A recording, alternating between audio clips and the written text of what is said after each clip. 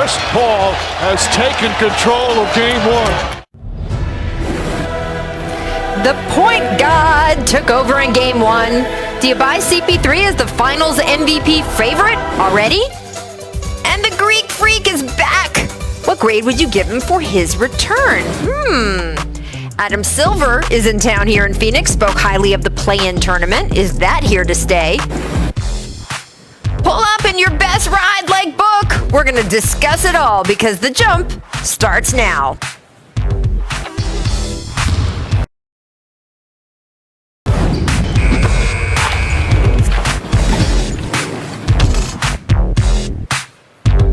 We are coming to you from inside Phoenix Suns Arena, where the Suns took Game 1 of the Finals last night. Game 2 will, of course, be played in this building tomorrow night on ABC. Welcome to The Jump. I am Rachel Nichols. Today, I am joined by NBA champ, co-host of All the Smoke, Mr. Matt Barnes. Thank you for being here today. And the legend, the Hall of Famer. Oh, yes. Got to stop that. Michael Wilbon. We just refer to him as Hall of Famer now, wherever we go. No, we're not doing that. Yeah, but I appreciate it, Rich. No, we refer him to No Pants Mike. That man's out here, got his legs lotioned up. He looks good, though, everybody. This is Phoenix. Days ago, weeks ago, I said, okay, Rach, will you tell me when you want me to join you? A couple weeks ago. So here I am, right? And you don't give me any warning that Matt is going to come on looking like he's going to a GQ shoot later today. Come on now. You should expect this from him. It's in PTI. We have a desk. You guys, what? You take cutting expenses? I can't get in these? I think your shorts are lovely. Yeah, sure you do. And it will be a joy to talk about them and your Hall of Fame status for the rest of this show. We are also going to have Dave McMenamin join us. Robert Horry is going to be checking in from our LA studio. First, though, we got to talk about Game 1 of the NBA Finals. The Phoenix Suns getting here for the first time since 1993. They led by a combined 81 points from their big three of Chris Paul, Devin Booker, and DeAndre Ayton. Teams that win Game 1 of the Finals, guys, go on to win 72% of the time. So, Mr. Wilbon, what impressed you most about the Phoenix Suns in Game 1? You have to start with Chris Paul and just sort of setting the tone. He and Monty Williams, of course. And this is not new because they've been doing this the entire season. Focus. They don't take plays. Chris doesn't want them to take plays off, and he's gotten that over to the younger players like DeAndre Ayton. Here's what we do. Here's how we do it. We do it this way all the time, no excuses. And they played that way. Yes. They played the way they played in all but 2 games in the playoffs. And then Chris's performance, just taking advantage of Milwaukee's. Again, I can't trust Milwaukee because I don't even know what they're doing half the time, and particularly defensively. You can't have those forwards. You have to have guards. If you're gonna switch, you have to figure out how to keep those guys out of Chris Paul's way, because he's going to torch them. I watched the game last night with Isaiah Thomas and with Avery Johnson, and it was so funny, Matt, because they're just explaining what is going to happen 8 seconds before it happens every single possession. That's amazing. Because they know how they were when confronted with Brook Lopez, with Tucker, with Bobby Portis. You're not stopping Chris Paul. So all of that, I guess, goes into my mix on what just impressed me last night. Yeah, overall, Chris, very impressive. His first after 16 years finally getting here. But really, what surprised me the most is just the poise and the patience that the younger players play with. You could never tell that this young Phoenix team has never been here. They've acted like this is, hey, we're returning here like the Golden State Warriors or something like that. So really impressed with the young players, the way they came out and played. Ayton, 22 and 19. Book picked his spots. And as Mike said, after Chris's first quarter feeling out the flow of the game, he really started picking and choosing his spots and was just tearing the defense up, but also getting other players involved as well. Well, look, we all know how smart Chris Paul is, right? So especially with the defensive switching that the Bucks were doing. And they worked on this all year, right? We saw them all season learn to switch right in front of us on the fly because it was what they were criticized for not doing the previous year. But Chris is so smart. He just picked everything apart, especially in the third quarter. So his 32 points, 16 came in that third quarter. And that's really what put the Phoenix Suns on that rocket ship to this win. You played with Chris, obviously. What is he like on the floor in those moments that he is able to be as surgical as we saw him last night? Just he's seeing plays before they happen. And as Mike spoke with Isaiah and Avery, great point guards see the play before it happens. They know. So no matter where you're going to hide a Brook Lopez or a Bobby Portis or even a PJ Tucker on the switch, Chris is going to find them. And what I loved about it was obviously he was in his ISOs. No matter if they switched or they dropped, Chris was able to get to his spots and either put pressure by throwing lobs, finding kicking out for threes, or getting to his spots and knocking down that mid-range. And then Devin Booker followed suit. He was coming downhill off the pick and roll all night, getting to his spot and pull it up, fading away a little bit and knocking shots down. Well, do you want to talk about the other side? Because it wasn't all bad for the Bucks last night. They got Giannis Antetokounmpo back, returning from that hyperextended knee. He scored 20 points. He grabbed 17 rebounds, 35 minutes of action, had that amazing block, right? And after the game, he was asked if his knee bothered him throughout the night. Take a listen to how he described it. At the end of the day, I'm out there. I feel good. I don't feel pain. I can run, I can jump, I can set screens, I can rebound the ball, I can do stuff. So I'm good, I'm happy. I'm happy that I'm out there.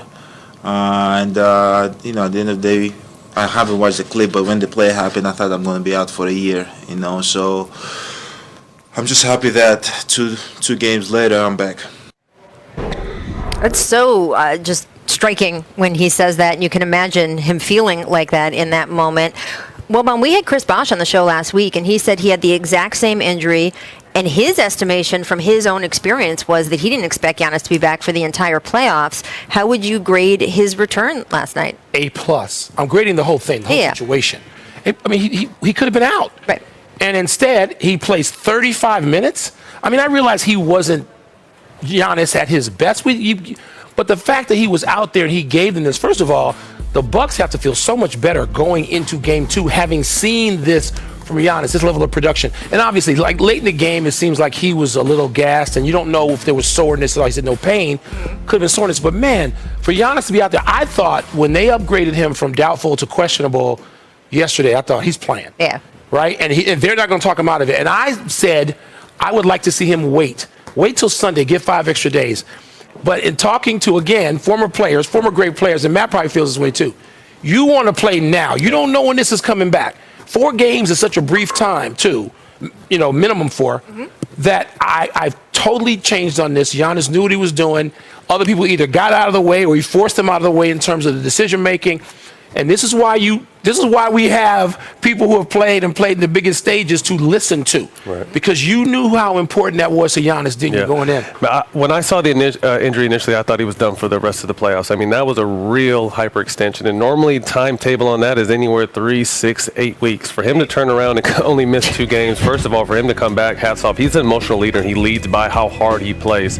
Most of the time with players, and I saw this with Giannis, he was a little hesitant. I saw a little limp early in the first half, but I think that chase down block at the end of the first half proved to him that my knee is okay, because a lot of times when we coming back from knee injuries, I had one knee injury, the hardest thing to do once we're medically cleared is really trust it, especially him. He's someone who's Euro stepping from half court, dunking on people consistently, and that's the knee he's going to have to really plan on. So when he was able to hit that chase down block, I think we saw a little bit more of the old Giannis in the second half. He's putting more pressure on the defense, attacking the basket, knocking his free throws down. So I'm very encouraged about Milwaukee because he's only going to get better from here. And look, there are different skills that different players have, right? And one skill is durability. There are guys who just are physically able to withstand more. They call him the Greek freak for a reason. Right. He is a freak of nature physically in a lot of ways, right? His size, his body type, and apparently now we've seen this with LeBron through the years too, the ability to sustain an injury and withstand it and come back a little bit quicker than others would or that we expect. The only worry I have, despite how encouraging what he did last night was, and especially as you're right, Matt, that chase down block said, oh, he's got movement too. That's good.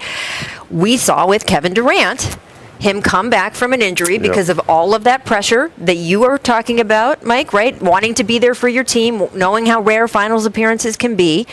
And when one side of the body is weakened, it opens you up to other significant injuries. Do you worry about that at all with Giannis? Or do you feel like what you saw last night, he's out of the woods? Well, I don't know if you're ever out of the woods, but Matt said something to me that is so important about the way Giannis plays. With the Euro stepping all the time and you're coming down and putting all that pressure on one leg, and you see that you're looking at it, and a couple of times last night I just sort of cringed. Yes. And I hope that he is through the woods. I hope that he doesn't have to worry about this anymore, because you want to see. Look, the injuries have defined the playoffs all too much anyway. These playoffs. Yep. So if you can see Giannis at as close to full strength as he can be, I think that's great for the game. It's great for people watching it, for the product, for him. Yeah. For the franchise and for all involved. I think him in particular because they've had some shortcomings. Obviously, two-time MVP, number one seed, fell short. They're finally here, and then he incurred a bad injury. So the fact that he's out there, obviously he's not 100%, but the fact that he's going to go down fighting whether they win or lose with Giannis is important to him and important to the rest of the league and for former players because, like I said, you don't never know when your next finals opportunity is going to come around. This is Chris's first opportunity after 16 years, so you got to cherish these moments. And look, he's been open about the fact that he heard all of that criticism, especially after he won his second MVP. To be a back-to-back MVP, but get bounced early in the playoffs and have the guy that some other people thought should be an MVP end up winning the finals. Giannis came out and said, I don't think that this really counts until I win a title. And he earned a lot of players' respect by doing that. And you can see he wants to pay that off. All right, coming. All right, Matt Barnes, we need a little Phoenix Suns history from your time playing here. And your twins were even born here, right? Yeah, twins were twins kind of got their first professional games were in Phoenix. Loved the experience. Unfortunately, that was a season that Amari almost lost his eye. He got his eye poked in the preseason. Terry Porter was our coach, fired at All-Star break. Al Gentry came in. 46-36, I think they said. We barely missed the playoffs, but great time, great fan base, and very happy just for this fan base because I was asking the driver on the way over here, I was like, I know this town's on fire. It's like people were in the streets yesterday going crazy. So I love when you're able to put on for your city, and that's what the Suns are doing right now. It's so fun to be in these cities where teams haven't been in the finals in so long because the excitement's up. I mean, you live here in the offseason. Steve Nash and Grant Hill were on the team when they went to the conference finals in 2010. It's been a while. Been a while. I want to age them. We'll get into that 2010 experience a little later in the show. Robert Ory's going to join us. But, it's good. I like reliving the Matt Barnes glory days. Back to the jump. I'm Rachel Nichols. I am alongside NBA champ Matt Barnes and the Hall of Famer Michael Wilbon. And look who we have. At some point. I just want you guys to know that when Wilbon and I go to dinner, I will introduce him that way to waiters because he's in the Hall of Fame. Sir. Just saying. Look who else is joining us. Our NBA reporter. He is with the Suns on this series. Dave McMenamin. Thank you so much, friend. Want to start off with last night's performance. Chris Paul scored or assisted on 54 of the team's 118 points. You have an article up right now talking about CP3. What was working so well for him, Dave, in Game 1? Well, Rachel, it was a masterful performance because he was able to dictate what the Suns were going to do against the Bucks defense that they were seeing. So in the first quarter, Chris Paul setting the table, 12 points for Devin Booker, not calling his own number. In the second half, he just starts going ham when you started to see Bucks defenders switching, and he had Brook Lopez on an island, hits a 4-point play to get the building going insane and get the momentum on their side. Later on in the third quarter, it's Bobby Portis on him. He backs up his dribble all the way out to mid-court practically, hits him with a crossover, hits him with a hesitation move, finishes at the rim with a finger roll.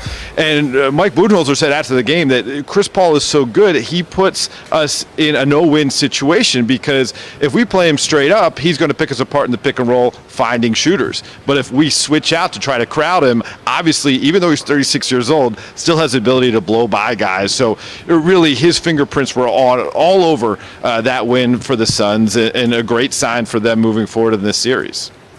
Absolutely. Dave, Matt Barnes here. Aside from a new car every time Devin Booker's pulling into the arena, are we seeing a different Devin Booker here in the finals? Well, what we saw was a continuation of his dominance in game ones of the playoff series they've had during this run. He puts up 34 points against the Lakers, then switches himself up in game one against Denver, 21 points, but 8 assists, and he goes 8 for 12 from the field, a 40-piece against the Clippers, which was memorable, obviously, and then he got going with 27 points against the Bucks in game one, and it was really about him getting to his spots. Now, it wasn't his most efficient night, but he kept pressure on the Bucks defense constantly.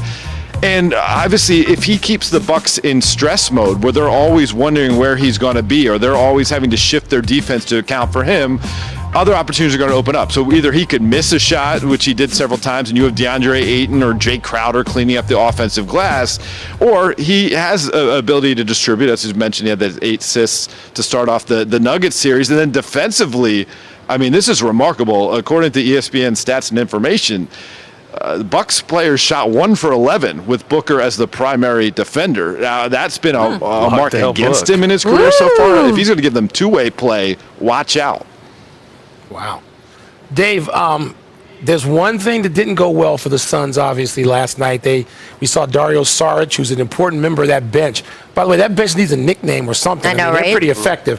But we saw Dario Saric limp off to the locker room, did not come back to the game. Do we know about his status going forward?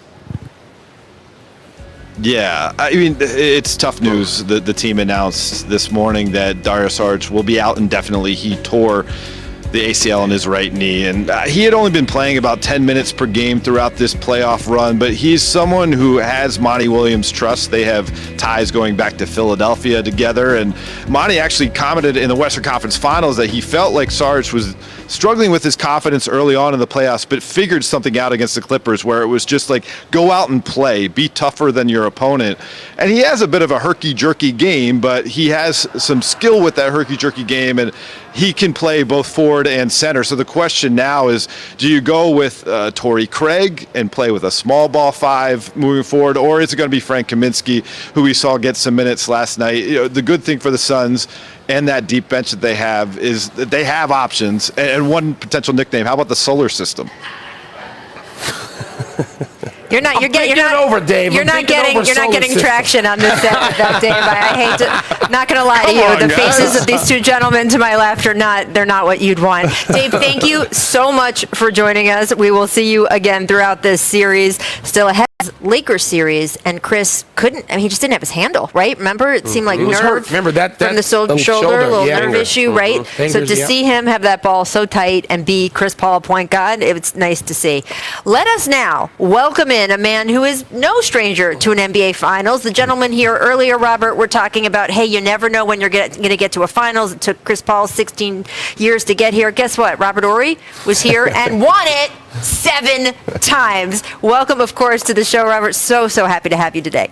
Thanks for having me. I wish I could be in Phoenix with you guys, but I'm in the studio by myself enjoying this moment, but I think I know why I'm not in Phoenix. Well, we'll get to your history against the Phoenix Suns shortly. Don't worry, that will be addressed on today's show. But I do want to get to Adam Silver and the commissioner's comments last night, guys. He gave his sort of annual Game 1 of the Finals address, and among the questions he got was about the play-in tournament, whether it was here to stay after working first in the bubble, kind of an emergency triage situation, and then this year in that COVID-shortened season. Take a listen to what Adam said.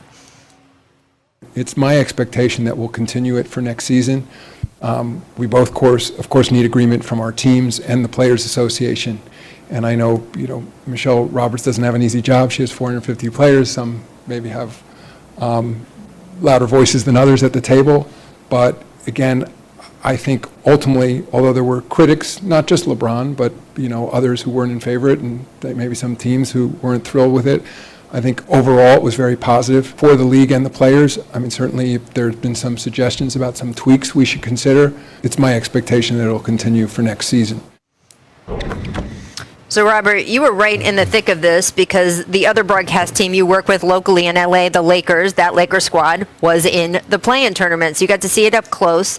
Do you think it was a success this past year? Are you happy that it seems like it's going to stay? I'm happy for the fans, but personally, I'm not a fan of it because I hate when a team works so hard to get in that A spot. The next thing you know, you have to play one game, you have a bad game, you lose that game, then you got to play another game, and you have another bad game, you lose that game. So I'm thinking like Steph Curry.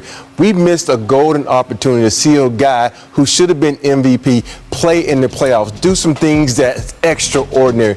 But because they didn't win, because they fought so hard to get to that 8th seed, they're not in the playoff. So we missed that. And there's no disrespect to Ja Morant because he's an up and rising star. He's trying to get his foot in the door so people can know who he is. But Steph has both feet in the door. He's in the building. We know who he is. And I wanted to see that because this guy could have did something. Who knows? He could have got to the second round and upset Utah. So that's why I'm not a fan of the play-in.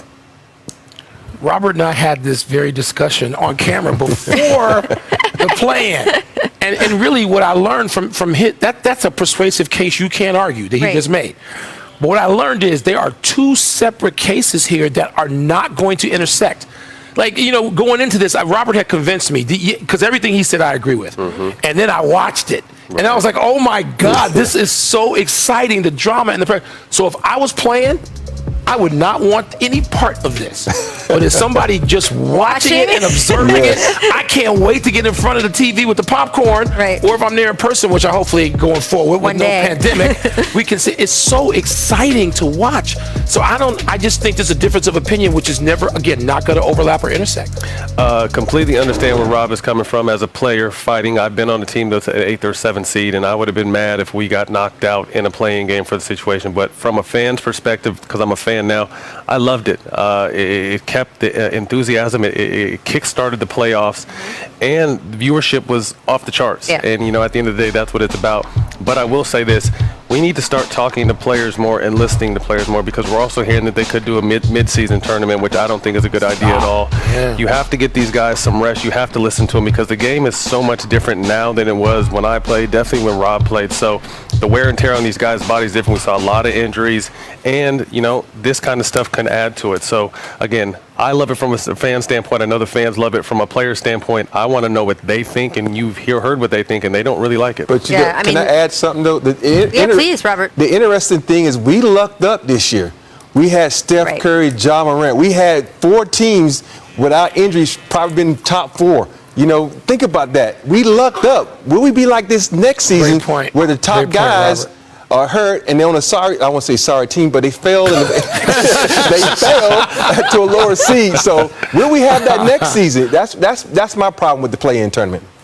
That is how a man with 7 rings talks. Yes. He can just say, oh, yeah, that team's sorry. I'm just going to be straight with all of you. I will say also as a fan, the idea that it created 3 different levels of competition and that kind of dead part toward the end of the regular season that sometimes feels, just a slog to get through. No tanking. Tanking. People were trying to they thought they could get in. Okay, we had a little tiny bit of tanking. Okay, but less than usual. Houston, Oklahoma City. But I will say this, that you had the competition at the top for those top seeds, right? Like you always have.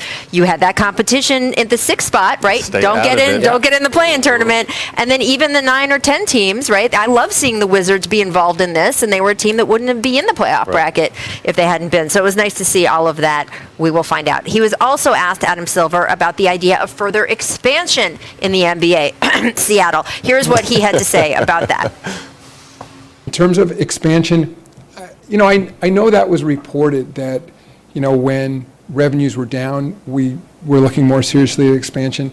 I mean, it didn't work exactly like that, largely because expansion's a multi-year process. So it wasn't as if the pandemic came, we're 40% down, we can quickly collect some expansion revenue. Yes, it's true that we actually had some time while we were initially shut down and we were meeting more often with our team to think a little bit more about it. But it seemed the consensus was, certainly during a pandemic, that wasn't the right time to expand, but that you should continue to consider it. Mr. Wilbon, you have seen a lot of teams move around in the NBA. You've seen expansion. What are your thoughts about the league expanding soon? Put a team in Seattle. I don't care what else you do. Getting out of Seattle was a bad move. It was a bad move for the optics. It was a bad move for business. Put a team in Seattle. It's one of the great cities in North America, if not the world. Put a team there. I understand that Vegas would help, balance that. Fine, do that too.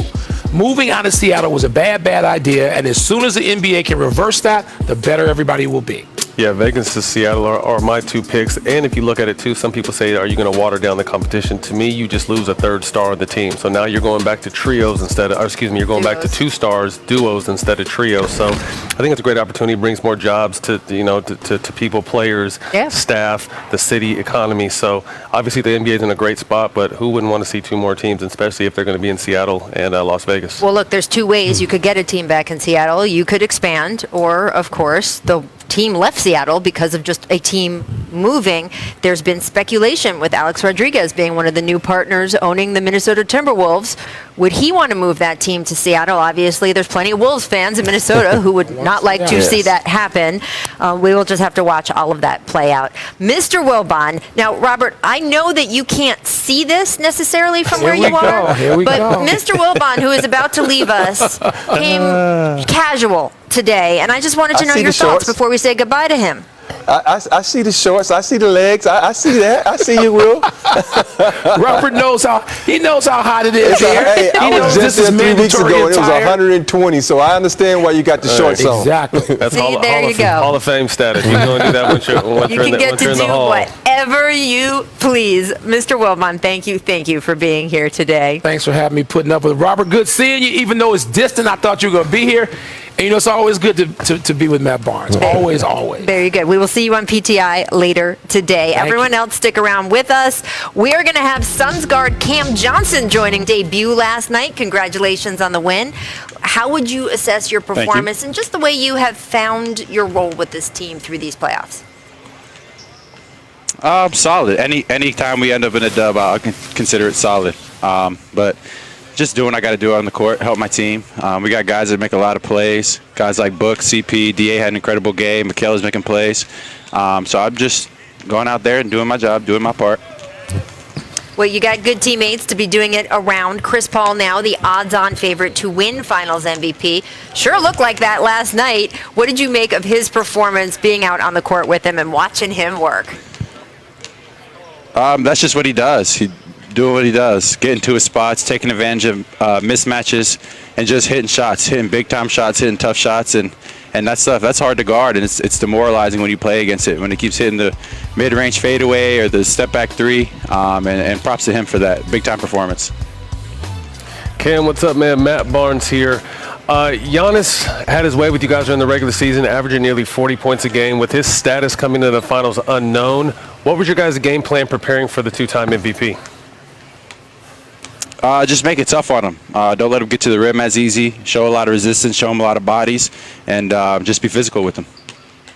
Yeah, you guys did a good job of that. Cam Johnson, Robert over here. The playoffs are all about elevation. When you come to the finals, you got to take it to even a different level. So how has Book taken his game to another level? We saw what he did in the first couple of rounds, but the finals is a different type of beast. So explain how he's taken it to the next level, like a Kobe Bryant. One thing that can't overbe looked is his defense. Yesterday he did a great job on defense, did a great job guarding Drew, and he played hard on both ends of the court, and he gave his all every possession. And he's a guy that can really make shots, him and CP, and that's just what he does. But I think the defensive end of the floor is where he really just elevated.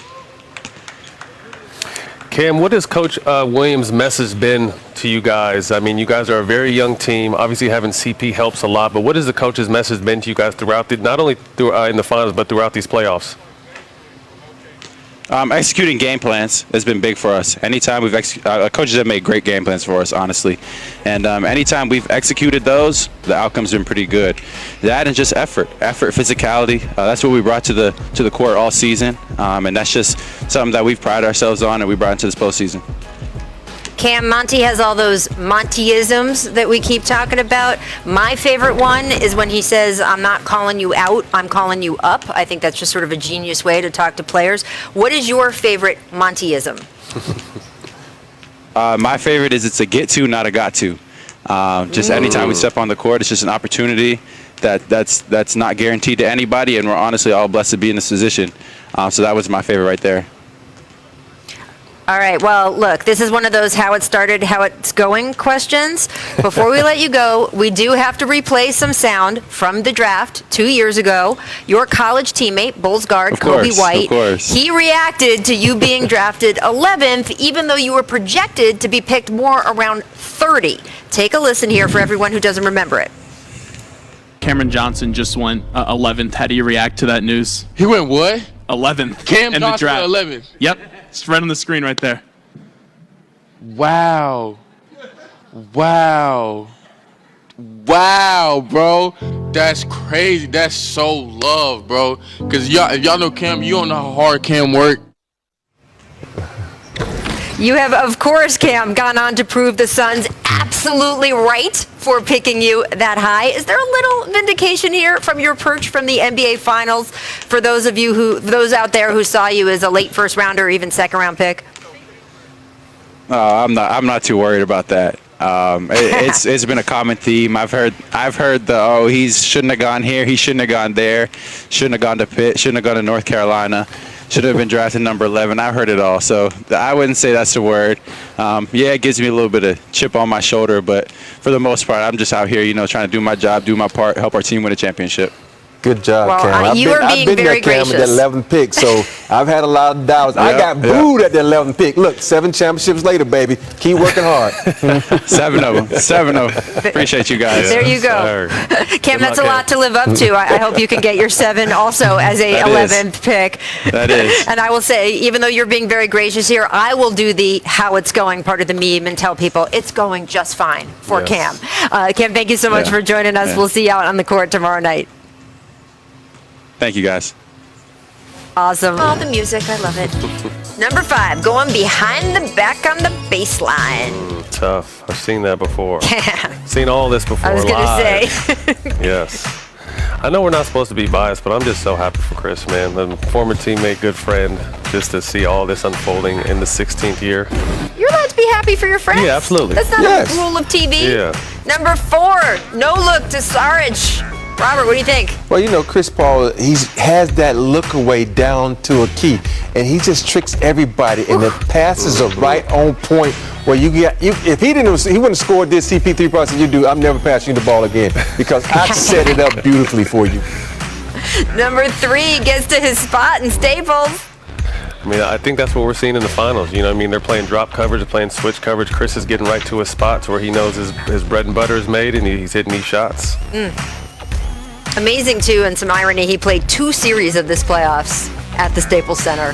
Right? And I know that advancing to the finals in that building meant a lot to him. Number 2, showing off the handles, and then Robert, he dimes up Torrey Craig. So you hit him with the crossover. Millsap a little too old to guard me, man. Get out of the way, and the guy just shoots through the lane. Torrey Craig, layup. He sets it up. Like I said, he sets the table so wonderful these guys to score. Ooh, and number 1, the yo-yo on Nikola Jokic. He does that. And he also does this thing to refs, to make refs mad. Sometimes he'll put a spin on the ball when he throws the ball to the ref so it comes back to him instead of the ref. So I know he used to piss refs off that way, but he's so clever and tricky with the ball, man. I'm just enjoy to see it. Woo! Chris Paul just lights out, right, in game 1, guys. 32 points. He also had 9 assists.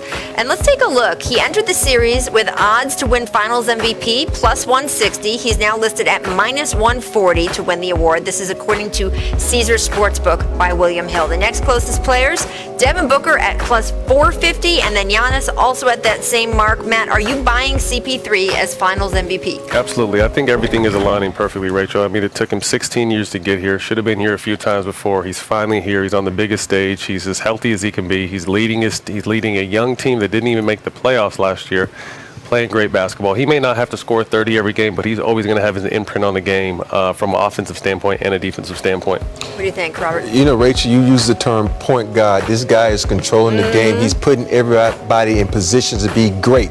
Not good, but great. When you have a teammate that can do that for you and set the table for himself, take advantage of his opportunities. Lopez, what are you trying to do? You can't guard me. Going to the hole, scoring. He is going to be the MVP. If he continues to stay healthy and do this type of stuff for the Phoenix Suns, getting his first chip and his first Finals MVP. Of course, the Bucks will have something to say about that. They would like the Finals MVP to come from their team, just saying. So we'll see how that goes for the rest of the series. I do want to get back into the game action a little bit before we go, because early in the third quarter, Chris Paul, he pulled up over Brook Lopez. Now, Brook landed in CP's landing zone. Sorry, Brook was stepping in CP's landing zone. CP3 crashed to the ground. Lopez was assessed a, quote, reckless closeout for that flagrant one. So, Robert, I'll start with you. Do you agree that this should have been a flagrant? Well, this is one of those things that go back and forth, because if there's been a guy wearing a size 10, it wouldn't have happened. Brook Lopez is 7'1", big feet. They get in the way sometimes. I don't think it's a flagrant, but this day and age of the NBA when a guy goes up on it. I experienced that in game with Kobe Bryant and with Jalen Rose sticking his foot purposely under Kobe's foot to get him hurt. But I don't think this was malicious, and I think it shouldn't have been a flagrant. I think this, as Rob said, this is just where the game is at now. I know that Brooke had no malicious intent when he did it, but it's just a part of the game because when you're up in the air, you are the most vulnerable player on the floor, and they want to protect their players. Luckily, when I saw this, I saw it wasn't a full roll, and I knew he'd be okay. I was, a part of the Warriors team, actually healing from an ankle injury when Zaza had the Kawhi situation. Kawhi was cooking us, and that ankle went out, and he was done for the rest of the series. Our team went on and won a championship, but you always want to protect guys in the air. So again, I don't think some guys do it purposely. This Brooke Lopez, but definitely wasn't intentional. That video is why the rule was adapted and changes, and why people refer to it as the Zaza Pachulia rule. Or Thank you Bruce so Bowen. much for joining us today. We will see you back tomorrow for Game 2 of the NBA Finals.